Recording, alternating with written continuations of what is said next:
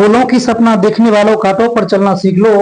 फूलों की सपना देखने वालों कांटों पर चलना सीख लो। अपनी किस्मत अपनी हाथों से खुद बदलना सीख लो।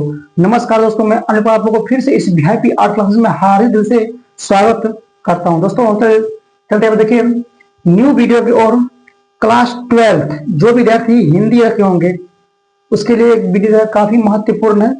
जब वो साइंस रखे हो, आर्ट रखे हो या कॉमर्स रखे हो, तीनों फैकल्टी के लिए दोस्तों ये वीडियो काफी महत्वपूर्ण होने वाला है। ठीक है, तो दोस्तों इस वीडियो में बताने वाले क्या हिंदी दिगंत भाग 2 जो विद्यार्थी क्लास 12 में होंगे उसके लिए काफी परफेक्ट वीडियो है।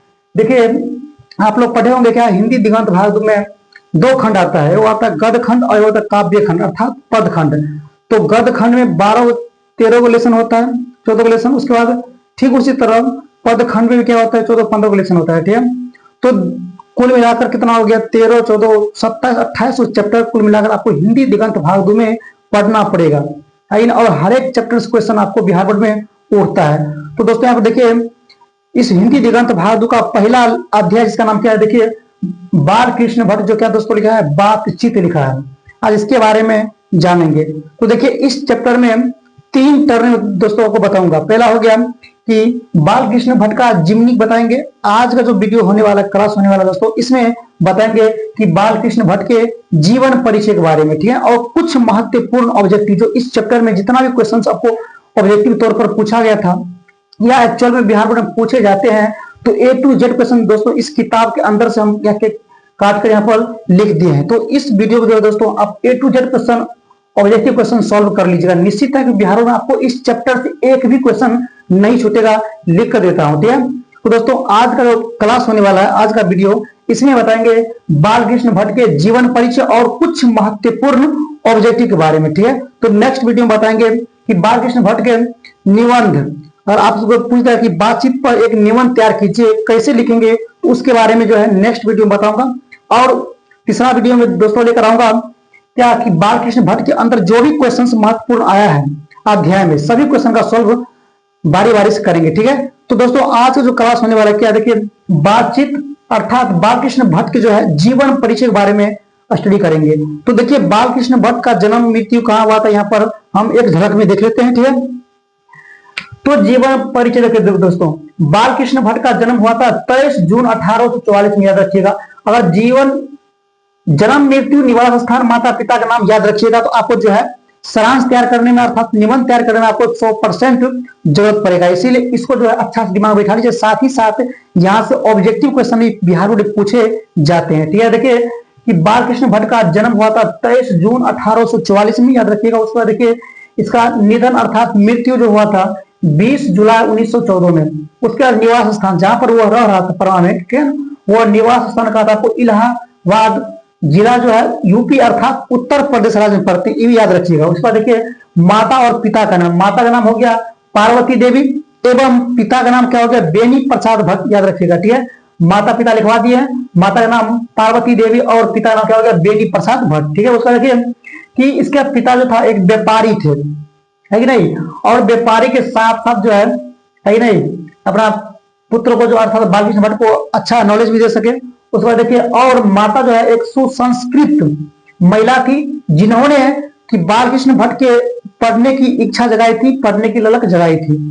तो सुसंस्कृत का मतलब होता है क्या, संस्कारी। ठीक है, तो ये क्या हो गया, आपको जीवन परिचय हो गया बाल कृष्ण भट्ट के बारे में। ठीक है, जब भी आपको सारांश पूछेगा या निबंध पूछेगा तो उसमें जो है आप हेडिंग में ये सब लिखिएगा तो अच्छा खासा आपको नंबर आ सकता है। ठीक है, तो ऑब्जेक्टिव भी अधिकांश पूछते रहते हैं, तो यहाँ तक कंप्लीट कर लीजिएगा। देखिए अब बालकृष्ण भट्ट के अंदर कुछ महत्वपूर्ण ऑब्जेक्टिव भी यहाँ पर दिया गया है। तो देखिए पहला क्वेश्चन आपको उठेगा कि बालकृष्ण भट्ट के पिता पेशे से क्या थे। तो याद रखिएगा कि बालकृष्ण भट्ट के पिता जो था पेशा से वो क्या था, एक व्यापारी था। 4 ऑप्शन दिया रहेगा, 4 ऑप्शन में जो ऑप्शन आपको व्यापारी एक दबा जाएगा उसमें टिक लगा दीजिएगा। ठीक है, पहला ऑप्शन कंप्लीट। दूसरा देखिए कि बालकृष्ण भट्ट प्रारंभ में अर्थात शुरुआत में किस शिक्षा का अध्ययन किया था। बालकृष्ण भट्ट जो था शुरुआती दौरान जो है किस शिक्षा का स्टडी किया था सर्वप्रथम, वो आपसे पूछता है। याद रखिएगा संस्कृत शिक्षा, कि बालकृष्ण भट्ट शुरुआती में जो है संस्कृत शिक्षा का अध्ययन किया था। और देखिए तीसरा क्वेश्चन कि बालकृष्ण भट्ट प्रयाग के मिशन स्कूल में जो है इंट्रेंस की परीक्षा कब पास की थी। क्वेश्चन अब आपको जो ऑब्जेक्टिव में आता रहता है। ठीक है, याद रखिएगा कि बालकृष्ण भट्ट के जो है प्रयाग के मिशन स्कूल में जो है इंट्रेंस की जो एग्जाम निकाला था, परीक्षा पास किया था, वो आपको 1867 में पास किया था, ये याद रखिएगा। अगला देखिए कि बालकृष्ण भट्ट किस युग के निबंधकार थे। ये क्वेश्चन बहुत भिड़िया है, जो एग्जाम बोर्ड में एक्चुअल में अधिकांश क्वेश्चन ये पूछे जाते थे, याद रखिएगा कि बालकृष्ण भट्ट जो है आपको भारतेंदु युग के क्या थे, निबंधकार थे, भारतेंदु युग के निबंधकार थे। जिसमें आएगा जिस ऑप्शन में चारों में उसमें टिक लगा दीजिएगा भारतेंदु युग, ठीक है ना। और कुछ क्वेश्चन यहाँ पर देखिए इधर दिया गया है कि बातचीत जो है कौन विधा है। ये भी क्वेश्चन आपको अधिकांश बिहार बोर्ड में पूछे जाते हैं कि बातचीत जो है कौन विधा है। तो याद रखिएगा ललित निबंध, डायरेक्टिव निबंध दिया रहेगा तो निबंध तो लिखाएगा ललित निबंध, तो उसमें टिक लगाइएगा, ठीक है। तो बातचीत क्या हो गया आपको, ललित निबंध हो गया। उसके बाद देखिए जैसा काम वैसा परिणाम किस लेखक द्वारा रचित प्रहसन है। तो याद रखिएगा बालकृष्ण भट्ट ही साहब ही लिखा जैसा काम वैसा परिणाम। इस टाइप क्वेश्चन एक्चुअल में आते रहते हैं। अगर देखिए दमयंती स्वयंवर किस लेखक की रचना है। दमयंती स्वयंवर जो इसका लिखा गया काव्य है, ठीक है, इसे कौन लिखा है। तो याद रखिएगा बालकृष्ण भट्ट जी ही लिखा है दमयंती स्वयंवर। ये भी क्वेश्चन अधिकांश बिहार बोर्ड में पूछे जाते हैं, ठीक है। अगर देखिए कि बालकृष्ण भट्ट ने कौन सा मासिक पत्र निकाला था। बालकृष्ण भट्ट साहब जो है कौन सा मासिक पत्र निकाला था। आप याद रखिएगा हिंदी प्रदीप, हिंदी प्रदीप नामक मासिक पत्र बालकृष्ण भट्ट साहब ने निकाला था। आपको एक्चुअल में क्वेश्चन पूछा गया है बिहार बोर्ड में, हो सकता है कि आने वाला एग्जाम में पूछ सके, तो याद रखिएगा क्वेश्चन को, ठीक है। अगर देखिए कि बातचीत के माध्यम से कवि क्या बतलाना चाहते हैं। कवि साहब जो है बालकृष्ण भट्ट जो है वो जो है ये बातचीत के जरिए क्या बताना चाहते हैं। याद रखिएगा बातचीत करने की शैली, इस बातचीत में बातचीत करने की शैली को हम क्या करते हैं, सीखते हैं, समझते हैं। तो वही कहता है कि बातचीत के माध्यम से कवि साहब जो है बातचीत की शैली बतलाना चाहते हैं, ठीक है। अगला देखिए कि रॉबिन्सन क्रूसो जो था आपको 16 वर्ष के उपरांत किसके मुख से एक बात सुनी थी। तो याद रखिएगा फ्राइडे जो था वो बोला था कि रॉबिन्सन क्रूसो था कुल मिलाकर 16 वर्ष तक मुख नहीं खोला था। ये बात कौन बोला था, फ्राइडे ने बोला था, याद रखिएगा। और देखिए पूछता रहता है जिस टाइप से पूछे आप लोग याद रखिएगा, एग्जाम बोर्ड कैसे ही पूछ सकता है, लेकिन उल्टा पुल्टा जैसे बशर्ते जो है आपको समझना पड़ेगा कि रॉबिन्सन क्रूसो जो था आपको 16 वर्ष तक मुख नहीं खोला था। ये बात जो फ्राइडे वैज्ञानिक बोला था, ठीक है। अगला देखिए संवाद में सबसे महत्वपूर्ण क्या है। संवाद अर्थात जो हम किसी के सामने क्या करते हैं, बात करते हैं, है कि नहीं। तो संवाद क्या हो गया, संवाद में सबसे महत्वपूर्ण स्थान जो है आत्मीयता का है। इसमें जो है आत्मा से बोली गई हर एक वर्ड क्या होता है, संवाद कहलाता है। कोई भी वर्ड को या कोई किसी से हम बातचीत करेंगे, है कि नहीं, तो आत्मीयता अर्थात आत्मा से सोच समझकर डिस्कस या बातचीत करना चाहिए, तो वो बातचीत क्या होता है, परफेक्ट होता है।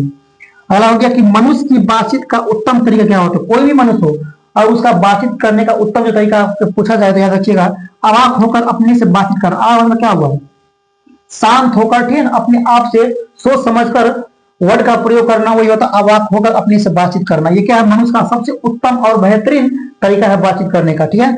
अगला देखिए कि बातचीत शीर्षक के अनुसार जो कुछ मवाद अर्थात धुआं जमा रहता है वो भाप बनकर निकल जाता है। कैसे, बातचीत के जरिए हमारे अंदर जो भी दुख सुख या कोई अन्य प्रकार की फीलिंग होती है और क्या करेंगे, अगर बाहर निकालेंगे। जब तक हम किसी अन्य व्यक्ति से बातचीत नहीं करेंगे तो तब तक हमारे अंदर जो भी पीड़ा हो, जो भी क्या कहते हैं भावनाएं हो, तो बातचीत जो है बाहर नहीं निकल सकता है। वही कहता है कि हमारे अंदर जो भी मवाद हो या धुआं हो, ठीक है ना, तो कोई विचार हो हमारे अंदर हो, तभी निकलेगा जब हम क्या करेंगे, किसी से बातचीत करेंगे, तभी मेरा अंदर जो है गुण सामने प्रकट हो सकता है, ठीक है। तो दोस्तों देखिए कि बालकृष्ण भट्ट अर्थात इस चैप्टर में जीवन परिचय और साथ ही साथ कुछ महत्वपूर्ण ऑब्जेक्टिव के बारे में बताए थे। तो याद रखिएगा जितना ऑब्जेक्टिव यहाँ बताया है अच्छा से तैयारी कर लीजिए। निश्चित है कि बिहार में आपको इस चैप्टर से पूछेगा तो एक भी क्वेश्चन नहीं छूटेगा, ठीक है। अब नेक्स्ट वीडियो दोस्तों बताऊंगा क्या, देखिए बालकृष्ण भट्ट के जो है आपको निबंध के बारे में, कि अगर मान लीजिए पूछेगा कि बातचीत पर एक निबंध तैयार कीजिए तो उस निबंध को कैसे लिखेंगे, तो वो जो है वीडियो अगला नेक्स्ट वीडियो में लेकर आऊंगा। इसीलिए आज का जो क्लास है यहीं तक रहने दीजिए, बातचीत बस सिर्फ जीवन परिचय और ऑब्जेक्टिव के बारे में, ठीक है। तो नेक्स्ट वीडियो बहुत जल्दी मिलेंगे। जय हिंद दोस्तों।